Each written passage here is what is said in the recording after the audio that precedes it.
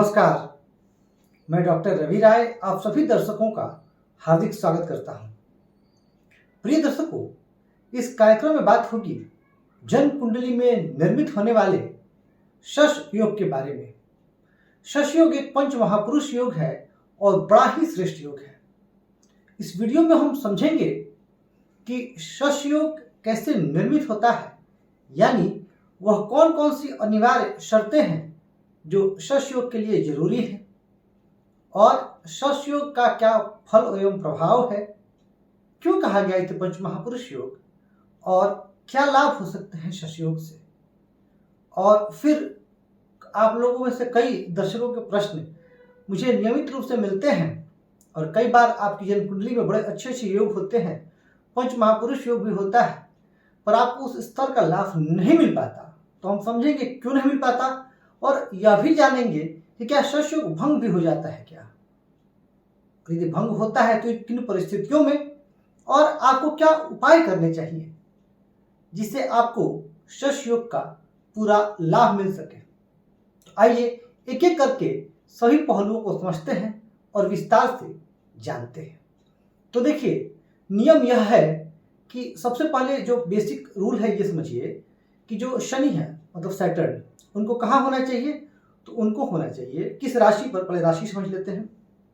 तो शनि को मकर राशि पर, कुंभ राशि पर या तुला राशि पर, यानी अगर राशियों की बात की जाए तो इन्हीं तीन राशियों पर जब शनिदेव होंगे तब शश योग निर्मित होगा। ये इसके बाद और भी कुछ नियम है, लेकिन क्या कहा गया कि शनि स्थित हो मकर राशि पर, कुंभ राशि पर और तुला राशि पर। और उसके बाद क्या कहा गया कि शनि की स्थिति यह इन राशियों पर शनि केंद्र के भावों में स्थित हो। अब केंद्र के भाव कौन कौन से, तो केंद्र के भाव प्रथम भाव, चतुर्थ भाव, सप्तम भाव और दशम भाव, यानी ये भाव जो है ये केंद्र के भाव है। अब कोई जरूरी नहीं है, ये तो मैंने कर्क लग्न की कुंडली ली है, अब इसको समझेंगे उदाहरण से। आपकी कुंडली जिस लग्न की होनी हो उसमें केंद्र में ये भाव होने चाहिए। अब कोई जरूरी नहीं ये राशियां होनी चाहिए। अब ये कोई जरूरी नहीं है कि हर लग्न में केंद्र में ये राशियां आ ही जाए, लेकिन हाँ जिन लग्नों में आती हैं उनमें ये होना चाहिए। ठीक है, ये आपने समझ लिया। जैसे आपको एक उदाहरण देता हूं, जैसे अगर हम बात करें मिथुन लग्न की, तो मिथुन लग्न में 10 अंक यहां होगा और 11 अंक यहां होगा। तो मिथुन लग्न में केंद्र में शनि की ये राशियां नहीं आएंगी।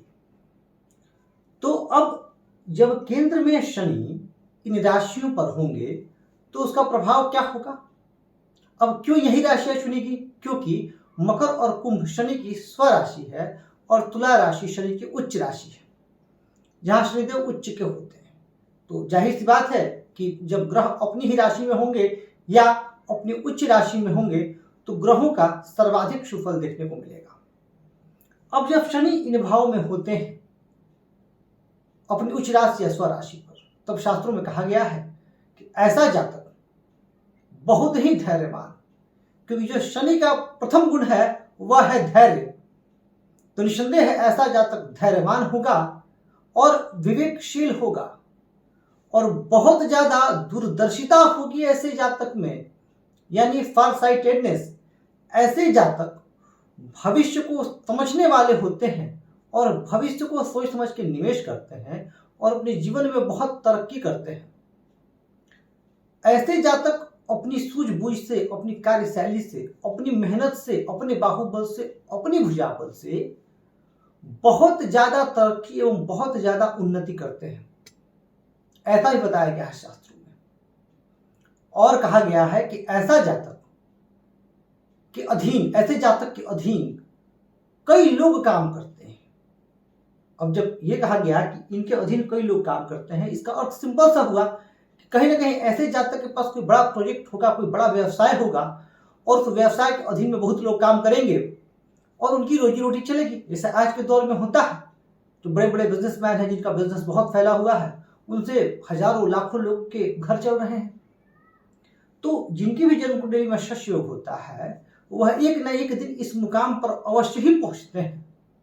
हाँ, परंतु धीरे धीरे जो उनकी प्रगति होती है वह धीरे धीरे होती है। अगर इनका जो जन्म है भाग्यवश अच्छे परिवार में हुआ तो ये और ऊंचाई पर ले जाएंगे। और यदि ये कहीं निर्धन परिवार में भी इनका जन्म हुआ और पूर्ण रूप से शशयोग बन रहा है और कैंसिल नहीं हो रहा है, और जो मैं आगे परिस्थितियां बताऊंगा उन परिस्थितियों के अनुकूल बन रहा है शशयोग, तो निसंदेह ऐसा जातक बहुत धनवान होगा। एक ये पहलू। दूसरी बात शशयोग की कि शनि को जो है, शनि दंडाधिकारी है, शनि न्यायप्रिय है। तो जिनकी जन्म कुंडली में शशयोग होता है ऐसे जातक न्यायप्रिय होते हैं। ऐसे जातक राजनीति में उच्च पद पर पहुंच सकते हैं या न्याय विभाग में, जुडिशरी में बहुत अच्छे पद तक पहुंच सकते हैं। जुडिशरी में जाने के लिए कभी बात करूंगा अलग से इस पर भी। गुरु और शनि, इन दो ग्रहों का मजबूत होना बहुत ही आवश्यक है। जब ये दो ग्रह मजबूत होंगे तो जातक न्यायिक सेवा में जाएगा या फिर प्रैक्टिस करेगा पहले। जैसा कि मैंने कहा कि शुरू में शनिदेव पेशेंस और धैर्य और संघर्ष कराते हैं, तो अब वैसे भी हाई कोर्ट और सुप्रीम कोर्ट तक अधिकतर वही जज पहुंचते हैं जो लोग प्रैक्टिसिंग एडवोकेट्स होते हैं, क्योंकि लोअर जुडिशरी से सुप्रीम कोर्ट तक पहुंचना is a very difficult task, बहुत टफ टास्क है। फिर आपको बहुत अर्ली एज में आना पड़ेगा। वैसे भी मैक्सिमम लोग हाई कोर्ट से ही रिटायर कर जाते हैं। तो उस उच्च पद तक पहुंचने के लिए आपको पहले प्रैक्टिसिंग एडवोकेट होना होगा, फिर आप एलिवेटेड होंगे जज के लिए, और फिर आप हाई कोर्ट सुप्रीम कोर्ट तक पहुंचेंगे। यानी ये परिस्थितियां जो है वो शनि ही निर्मित कराते हैं। शनि व्यक्ति को बहुत ऊंचाई तक ले जाते हैं। और फिर ऐसा जातक अपनी जड़ों से जुड़ा होता है, उसे अपनी सच्चाई पता होती है। और शनि की एक और विशेषता है, शनि सेवक है, तो शनि गरीबों के मसीहा है। तो जिनकी भी जन्म कुंडली में शनि अच्छी अवस्था में होते हैं, जैसा कि मैंने पहले बताया अभी कि इनकी वजह से कई लोगों के परिवार चलते हैं, जिनकी जन्म कुंडली में ये योग होता है। तो फिर उस स्थिति में ऐसे जातक की वजह से जो है कई लोग का जीवन यापन होता है। और ऐसे जातक स्वयं भी बहुत ही पवित्र शुद्ध अंतःकरण पे होते हैं, और अपने से नीचे जो लोग होते हैं, जो इनसे स्टेटस में नीचे हैं या पद में नीचे हैं, पदवी में नीचे हैं, उनसे भी बड़े प्रेम पूर्वक और बड़ी ही सरलता से बात करते हैं। और इनके अंदर मानव कल्याण की जो भावना है वह कूट कूट कर भरी होती है। शनि हर उस चीज के कारक हैं जो भूमि के नीचे की है, जैसे ऑयल हो गया, पेट्रोल हो गया, केमिकल्स हो गए, मिनरल्स हो गए, मेटल्स हो गए। तो जो भी शनि प्रभावित जातक होते हैं वो इस व्यवसाय में, इस बिजनेस में भी बहुत अच्छा कर पाते हैं। यानी अगर शुद्ध तरीके से शश योग आपकी पत्रिका में निर्मित हो रहा है तो यकीन मानिए आप अपने जीवन काल में बहुत तरक्की करने वाले हैं। अब यहां भी देखिए जो राशियां हैं, जैसे मकर, कुंभ, तो कुंभ जो तुला राशि है वो शनि की उच्च राशि है। उच्च राशि में ग्रह ज्यादा बलवान होते हैं। तो तुला राशि में, उच्च राशि में होंगे तो उसका फल कुछ और होगा, कुंभ में होंगे तो फल कुछ और होगा, मकर में होंगे तो फल कुछ और होगा। अब आपकी सफलता का स्तर इस बात पर निर्भर करेगा कि आपकी जन्म पत्रिका में शश योग जो निर्मित हो रहा है वह शश योग कितना बलशाली है, कितना बलवान है। अब मान लेते हैं कि एक पत्रिका है, उदाहरणार्थ तुला लग्न की एक पत्रिका है, यहाँ 7 अंक आ जाएगा, और लग्न में ही उच्च के शनि विद्यमान हो, फिर उस परिस्थिति में शनि तुला लग्न में चतुर्थेश और पंचमेश होते हैं। और लग्न में जब होंगे तो तुला लग्न के लिए शनि सर्वाधिक योगकारक ग्रह होते हैं, और जब लग्न में शनि होंगे तो ऐसे शनि निसंदेह बहुत ही जबरदस्त सफलता प्रदान करेंगे। तो वहीं जो मैंने कर्क लग्न की पत्रिका अभी ली है, इसमें शनि स्वामी है सप्तम भाव के और अष्टम भाव के, तो शनि मारक है। निसंदेह शश योग होगा तो क्वालिटीज तो आएंगी, जातक जीवन में ऊंचा भी उठेंगे, पर शनि की महादशा में जातक को शारीरिक समस्याएं भी आएंगी। तो या फिर बात अगर मकर लग्न की जाए तो मकर लग्न में शनि लग्नेश होते हैं, लग्न में ही हो तो उसका फल कुछ और होगा। यानी हर लग्न में शश योग का प्रभाव अलग होगा। हर राशि पर जो 3 राशियां हैं उन राशियों पर शश योग का प्रभाव कुछ और होगा। सिर्फ हमें, आपने यह देख लिया कि गुरुजी ने बताया है कि शश योग अगर निर्मित हो रहा है तो हम तो जीवन में बहुत ऊंचा उठेंगे, पर आपने और बाकी चीजें नहीं देखी तो फिर उस तरीके का रिजल्ट आपको नहीं मिलेगा। अब मैं बताऊंगा आपको कि शश योग का पुण्य लाभ कब नहीं मिल पाता है और शश योग के भंग होने के कुछ नियम भी हैं क्या। तो देखिए, शश योग के पूर्ण फल के लिए परमावश्यक है कि शनि बलवान हो, अंश में शनि शुरुआती अंशों पर ना हो या अंतिम अंशों पर ना हो, सूर्य से साथ शनि अस्त ना हो, शनि तुला राशि में उच्च के होकर के वक्री ना हो, इसके साथ ही नवमांश कुंडली में शनि बलहीन ना हो या अपनी नीच राशि में ना हो, या फिर शनि पर पाप ग्रहों का प्रभाव ना हो। अगर ये परिस्थितियां निर्मित होंगी तो शनि का बल कम होगा और फिर शश योग का पुण्य लाभ नहीं मिलेगा। अब शश योग भंग के बारे में कुछ विद्वान कहते हैं कि शनि के साथ मंगल हो तो शश योग भंग हो जाता है, क्योंकि मंगल स्वराशिस्थ होते हैं मेष राशि पर, वह शनि की नीच राशि है और वृश्चिक राशि शनि की शत्रु राशि है, और वैसे भी मंगल सेनापति हैं और शनिदेव के घर में मंगल उच्च के होते हैं। इसीलिए अगर मंगल के साथ शनि का संबंध बन जाए तो शश योग भंग हो जाता है। कुछ विद्वान ऐसा मानते हैं। देखिए, जो जन्म कुंडली में, हालांकि इस पर मैंने वीडियो में नहीं लेकर आया हूँ मंगल शनि के संबंध में, मैं बहुत जल्दी लेके आऊंगा। जो मंगल शनि का संबंध है ना, वह बहुत ही एक यूनिक संबंध है, वह सब नहीं समझ पाते। इस योग में जन्म लेने वाले जातक विलक्षण प्रतिभा के धनी होते हैं, लेकिन इस योग में दिक्कत ये हो जाती है कि संघर्ष जीवन में बहुत बढ़ जाता है और बिना संघर्ष के कुछ हासिल नहीं होता, और मंगल के साथ शनि असहज महसूस करते हैं। इसी वजह से शश योग जो अकेले शनि होंगे, जो उस शश योग का जो लाभ मिलेगा, मंगल के साथ यदि शनि स्थित हो जाएंगे तो उस स्तर का लाभ निसंदेह नहीं मिलेगा।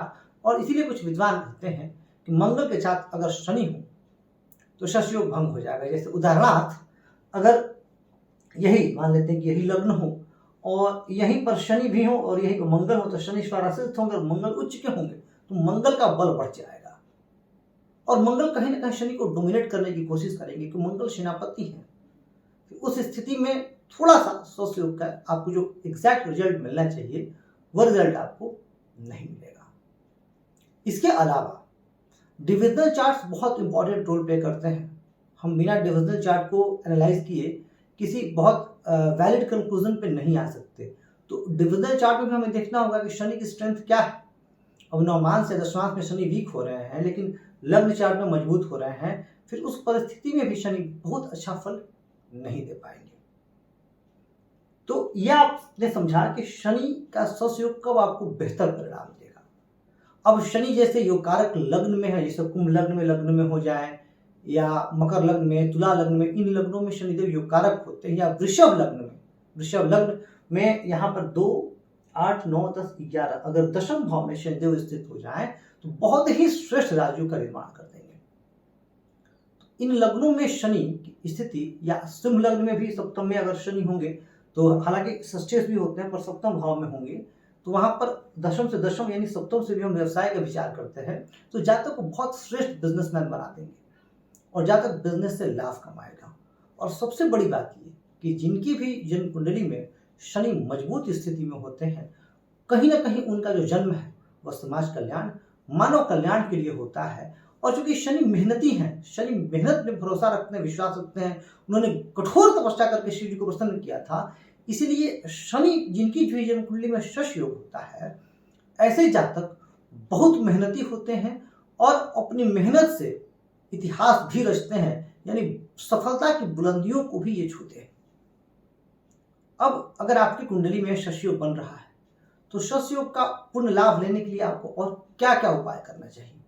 तो देखिए, सबसे पहले तो आपको आपसे नीचे तबके के जो भी लोग हैं उनका सम्मान करना शुरू कीजिए, और जनरली जिनके शनि अच्छे होते हैं वह सम्मान करते भी हैं। और अगर आपकी कुंडली में ऐसी स्थिति है तो मुझे कमेंट करके बताइएगा भी जरूर कि आप जो आपसे सबॉर्डिनेट्स हैं, चाहे वो आपके वर्क प्लेस पे या सोसाइटी में या कहीं भी, या फिर आप ऑटो वाले से, रिक्शा वाले से, टैक्सी वालों से कैसे बिहेव करते हैं, कैसे बात करते हैं। आमतौर पर जिनके शश योग अच्छे होते हैं वो जो भी इनके सबॉर्डिनेट्स हैं उनसे बड़े प्यार से बात करते हैं। एक तो ये बात। दूसरी बात, आपको जीवन पर्यंत शिव जी और हनुमान जी की पूजा आराधना करनी चाहिए। शनिवार के दिन जरूरतमंद को कुछ दान करना चाहिए, या किसी शनिवार के दिन किसी भूखे व्यक्ति को भोजन कराना चाहिए। हालांकि भूखे व्यक्ति को तो आप किसी भी दिन भोजन कराएं, आपको पुण्य का लाभ तो होगा ही, पर यदि शनिवार को कराते हैं तो शनिदेव विशेष रूप से आप पर प्रसन्न होंगे और उनकी कृपा आप पर बरसेगी। बीच बीच में आपको शनि मंत्र का जाप जो है खुद भी करना चाहिए या किसी योग्य पंडित से भी करवाना चाहिए, उससे भी आपको बहुत लाभ मिलेगा। और यदि आपका स्वास्थ्य आपको इजाजत देता तो शनिवार के दिन का आप व्रत भी रख सकते हैं। और एक और बात कहूंगा कि जिनकी भी जन्म कुंडली में शनिदेव उच्च स्थिति में है, कहीं ना कहीं उन्होंने किसी भी जन्म में अपनी माता की बड़ी सेवा की है, तो इस जन्म में भी उस कड़ी को आप बरकरार रखिएगा, अपनी माता जी की खूब सेवा कीजिएगा और हर काम उनसे आशीर्वाद लेकर के कीजिएगा, क्योंकि शनिदेव अपनी माता के बड़े करीब हैं। और सूर्य को परास्त करने के लिए, क्योंकि सूर्य ने उनकी माता का अपमान किया, तो सूर्य को परास्त करने के लिए उन्होंने शिव जी की तपस्या की और यह वरदान पाया कि वह कलयुग में सबसे शक्तिशाली होंगे। तो आप अपनी माता जी की खूब सेवा करें और फिर आप देखें कि आपको शनिदेव कितना बढ़िया परिणाम दे रहे हैं। तो प्रिय दर्शकों, ये हमने समझा कि सतयोग होता क्या है, सतयोग किन परिस्थितियों में सर्वाधिक सुफल देता है, कब यह भंग हो जाता है, और सतयोग के पूर्ण लाभ लेने के लिए हमें क्या प्रयास, हमें क्या प्रयत्न करने चाहिए। कहूंगा आपसे, यदि आपके मन में भी कोई सवाल है, कोई प्रश्न है, कोई जिज्ञासा है, या आप अपने बारे में या अपनों के बारे में कुछ जानना चाहते हैं, तो चैनल की किसी भी वीडियो पर कमेंट करें। हमारा प्रयास रहेगा कि हम आपके प्रश्न का भी उत्तर अवश्य दें। और अभी हाल में ही हमने एक सेपरेट वीडियो ही देना शुरू कर दिया है, प्लेलिस्ट भी है सवाल जवाब श्रृंखला, जिसमें कि आपके प्रश्न के उत्तर दिए जाते हैं, तो वहाँ आपके प्रश्न के उत्तर मिल जाएंगे। और इसके अलावा कहूँगा आपसे कि आप चैनल को सब्सक्राइब करें और वीडियो को लाइक और सब्सक्राइब करके हमें अपना प्यार और स्नेह अवश्य देते रहें, ताकि हमारा मनोबल यूं ही बढ़ता रहे और मैं उत्साहपूर्वक आपके लिए वीडियोस लेके आता रहूं। इस वीडियो में इतना ही, इस कार्यक्रम में इतना ही। धन्यवाद।